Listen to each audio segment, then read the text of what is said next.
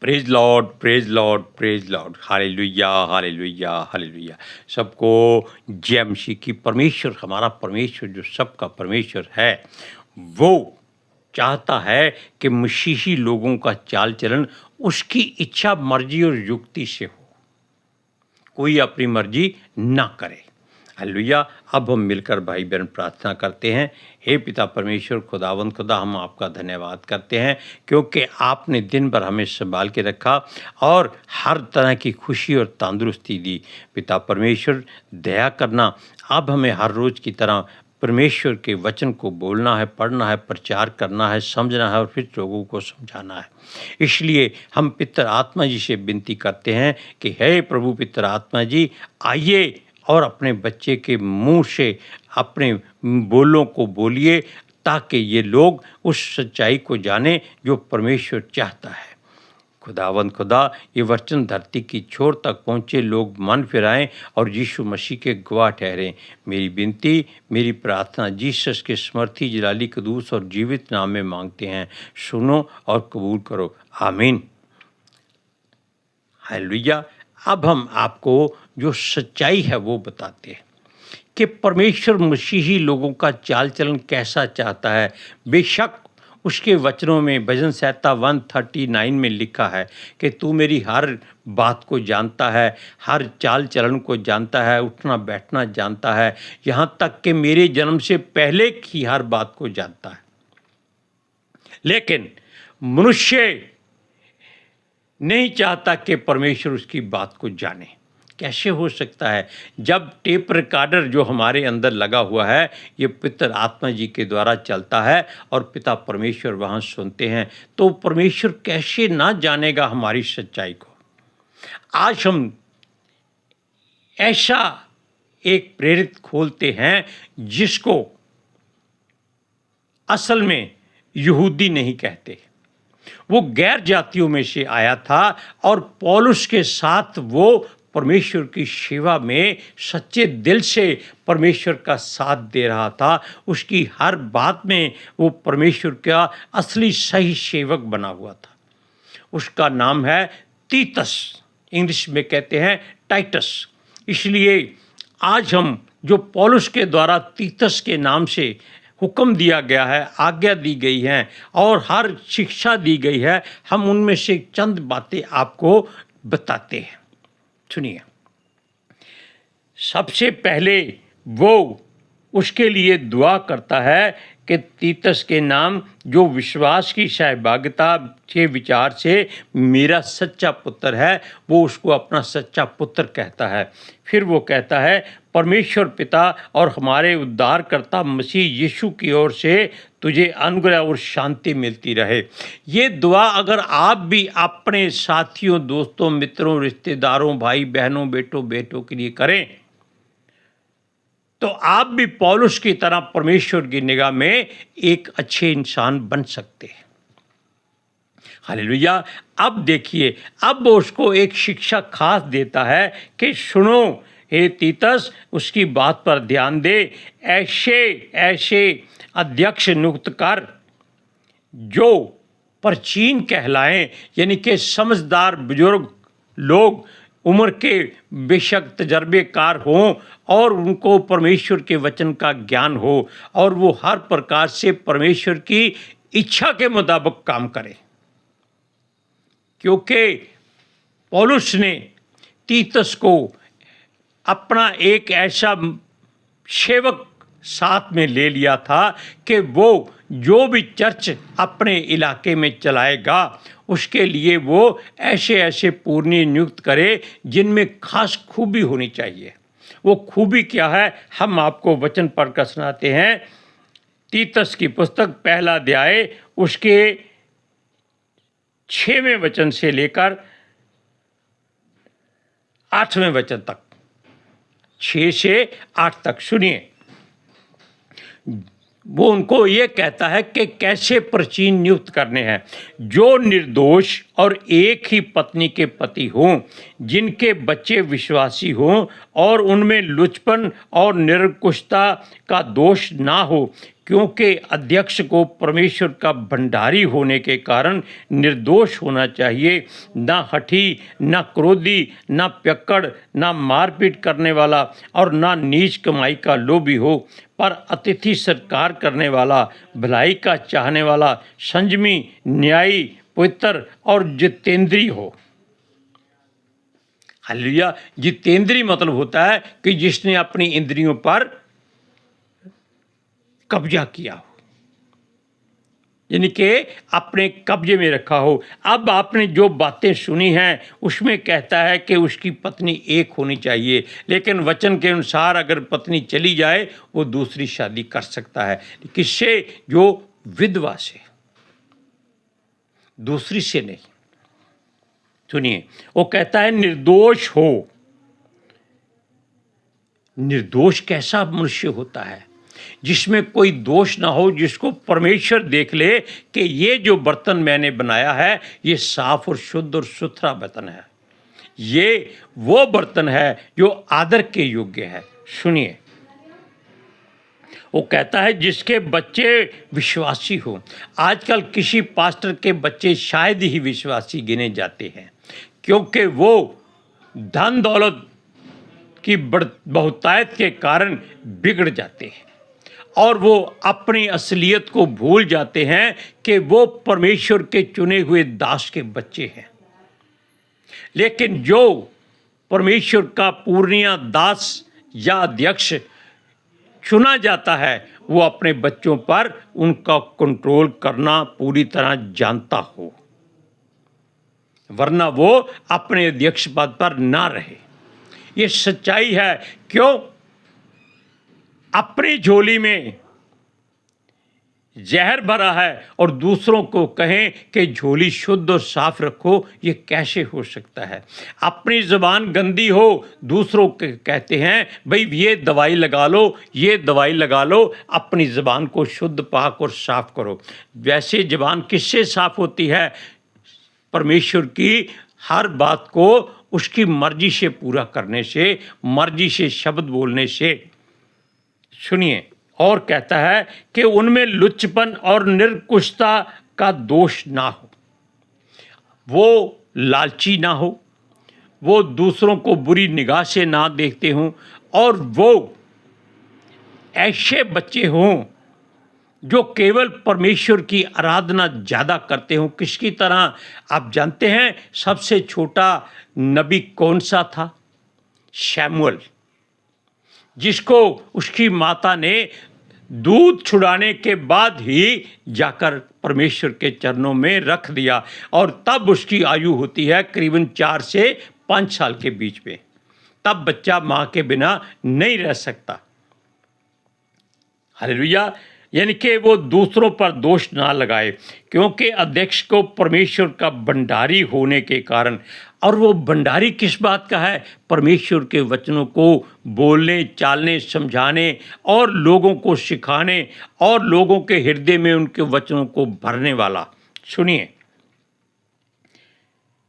और निर्दोष होना चाहिए, उसमें कोई दोष ना हो, क्योंकि जब आप परमेश्वर का पवित्र आत्मा अपने भीतर महसूस कर लेते हैं, बपतिस्मा ले लेते हैं, परमेश्वर के वचन को पहल देते हैं, महिमा देते हैं, तब आपके सारे दोष खत्म हो जाते हैं। लेकिन अगर इसकी बातों के होते हुए भी अगर आप किसी की बुराई करते हैं, दूसरों की निंदा करते हैं, जैसे आजकल हर एक पास्टर दूसरे पास्टर को नीचा दिखाने की कोशिश करता है कि ये झूठ बोलता है, ये गलत मार्ग बताता है, ये वो करता है, ये वे करता है, ऐसी बातों को छोड़ो, इकट्ठे हो जाओ। वचन के भजन में लिखा है कि क्या ही भली बात है, क्या ही मनोहर बात है कि भाई लोग आपस में मिले रहें।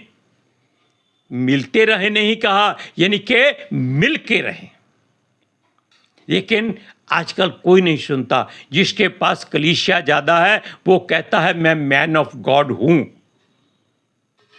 जबकि उसको इस बात का असल मैन ऑफ गॉड का मतलब ही नहीं मालूम होता। वो होता है परमेश्वर का भेजा हुआ। लेकिन ये खुद ब खुद मियाँ मिट्ठू बन जाते हैं कि मैं हूँ, क्योंकि परमेश्वर ने अपने आप को कहा था कि मैं जो हूँ सो हूँ। यीशु ने कहा मैं हूँ, लेकिन ये लोग अपने आप को यीशु के दास और सेवक कहकर लोगों को गुमराह करते हैं। इसलिए परमेश्वर इनको क्षमा करे, इनके परिवारों को, और वो निरंकुशता से दूर रखे। और सुनिए, वो हठी ना हो, क्रोधी ना हो, पियक्कड़ ना हो, मारपीट करने वाला ना हो। हठी का मतलब है कि जिद्दबाजी, कि आज यहाँ प्रचार करना है, आज वहाँ प्रचार करना है, जो मर्जी हो जाए, प्रभु परमेश्वर की इच्छा हो या ना हो।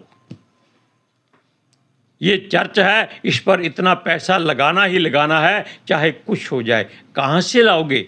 जब तक लोग ना दें तब तक आपका चर्च कैसे बन सकता है? वैसे हर एक जन आजकल अपनी कलीसिया के लिए अपनी चर्च खड़ी करता है ताकि लोग उस चर्च को देखकर उसके घर में आए।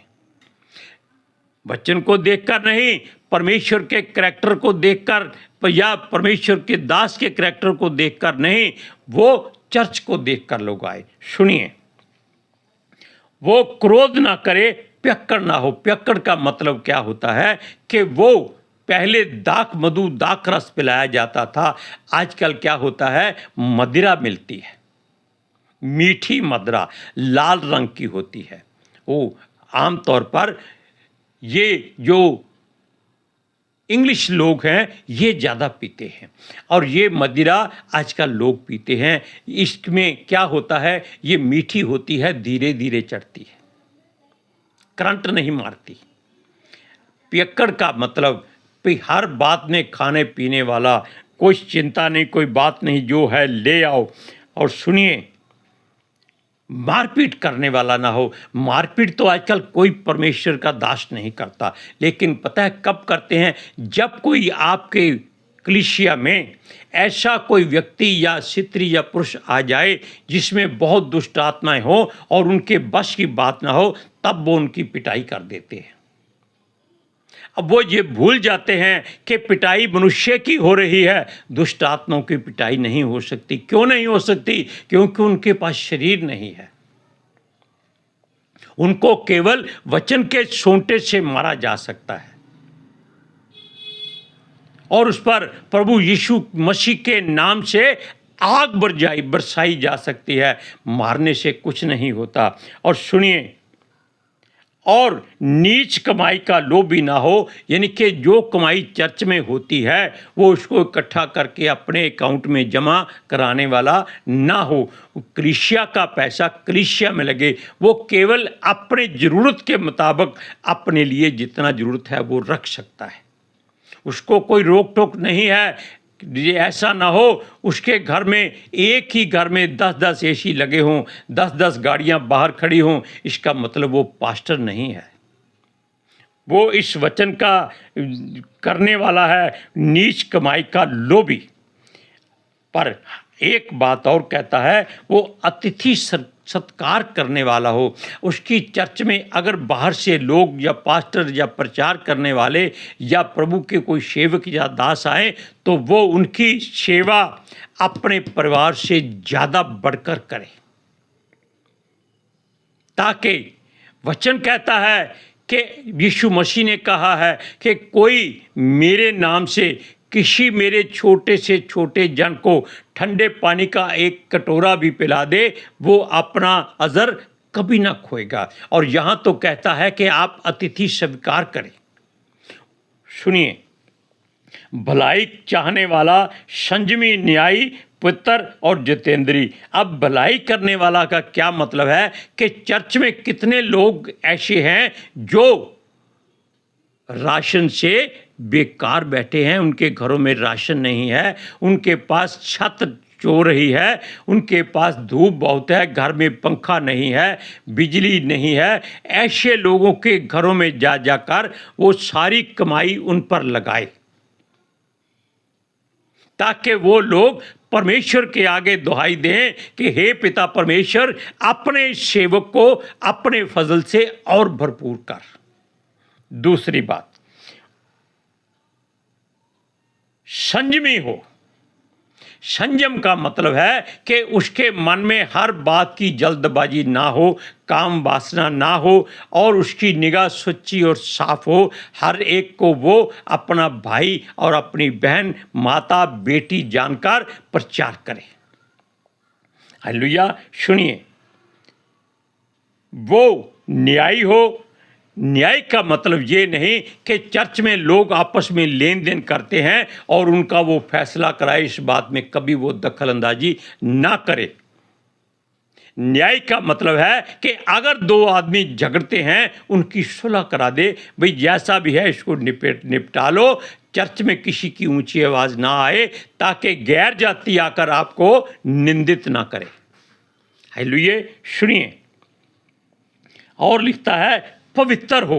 पवित्र जन परमेश्वर का ऐसा जन हो सकता है जिसके पास सब तरह की बुराई ना हो, केवल परमेश्वर की इच्छा, युक्ति और शक्ति ही रहे। वो मनुष्य पवित्र हो सकता है, उसके हृदय में केवल वचन भरे हों। वो हर एक के लिए दुआ करे और कोशिश करे कि लोग उसको देखते ही अच्छे हो जाएं। हालेलुया। अब एक बात और 9वां वचन पढ़ेंगे कि वह विश्वास योग्य वचन पर जो धर्मोपदेश के अनुसार है स्थिर रहे। यानी कि वो मनुष्यों के मुताबिक वचन ना बोले, मनुष्यों की इच्छा की जरूरत के मुताबिक वचन ना बोले।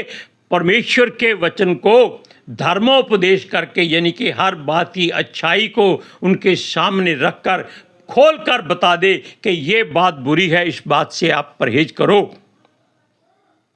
हालेलुया। इसलिए वो परमेश्वर के वचन को पहल दे और उस पर स्थिर रहे, हाँ कि हाँ, ना कि ना करे। वो कहता है खरी शिक्षा के उपदेश दे सके और विरोधियों का मुंह भी बंद कर सके। विरोधी लोग क्या कहते हैं? आजकल कलीसियाओं के लोग यूट्यूब पर बड़ी बड़ी लोगों की बातें सुनते हैं कि उसने आकर प्रचारक से पूछा, किसी स्त्री से पूछा। उनको बोलो हम किसी बात का उत्तर नहीं दे सकते। साफ मना कर दो कि जाओ हमारे प्रभु यीशु मसीह से बात करो, उसकी शरण में आओ। हम कौन होते हैं आपको जवाब देने वाले? कभी किसी गैर जाति के लोगों का परमेश्वर के विरोध में उत्तर ना दो। वो आपको भड़काएंगे, आपको बहकाएंगे, आपको बुरे मार्ग पर ले जाएंगे और प्रभु के विरोध में आपके मुख से बात निकलवा देंगे ताकि आप प्रभु की निगाह में सजा के हकदार हो जाओ। इसलिए इन बातों को बड़े ध्यान से, गौर से सुन लीजिएगा कि ये जो बातें कही हैं ये आपके पास्टर में होनी चाहिए। अगर नहीं है तो दुआ करो, पास्टर से कुछ मत कहो। आप उसका न्याय नहीं कर सकते, आप उसको शिक्षा नहीं दे सकते, क्योंकि वो आपके ऊपर न्याय ठहराया गया है। मतलब कि आपको वो सही मार्ग दिखलाएगा, वचन की शिक्षा देगा ताकि आप उसके द्वारा सुनकर वचन पर अमल करें और अपने जीवन को सफल करें। अगर आप न्याय करेंगे, आप परमेश्वर की निगाह में दोषी ठहर जाएंगे। हालेलुया। अब हम मिलकर प्रार्थना करते हैं। हे पिता परमेश्वर, खुदावंद खुदा, परवरदिगार काल पुरख, हम आपका धन्यवाद करते हैं। आपने हर रोज़ की तरह जो हमें वचन दिया, हमने पितर आत्मा जी की सहायता से उसका गुण अनुवाद किया है। अगर उसमें कोई सच्चाई किसी का जीवन बदलती दिया है तो हम उसके लिए परमेश्वर का धन्यवाद करते हैं कि पिता परमेश्वर ये सच्चाई हर पास्टर सुने और जाने कि परमेश्वर क्या चाहता है। वो अपने वचन में कहता है जिसके कान हों वो सुन ले, कलीसियाओं से क्या कहा जाता है। इसलिए आप सब इस बात को जान लीजिए कि परमेश्वर के दास ऐसे होने चाहिए। पितर आत्मा जी, हम आपका धन्यवाद करते हैं क्योंकि आपने वचन को जगत की छोर तक अपने स्वर्गदूतों के द्वारा पहुंचा दिया है और लोग सुने, मन फिराएं और सच्चाई को जाने और सच्चाई उनको आज़ाद करे। मेरी विनती, मेरी प्रार्थना जीसस के समर्थी जलाली कदूस और जीवित नाम में मांगते हैं, सुनो और कबूल करो। आमीन। हालेलुया। अब आप जान गए कि आपका जो प्रचारक है, आपका जो चरवाहा है, वो कैसा होना चाहिए। उसके लिए केवल आप परमेश्वर से दुआ करना, उसको शिक्षा मत देना। हालेलुया। Praise Lord. सबको जय मसीह की।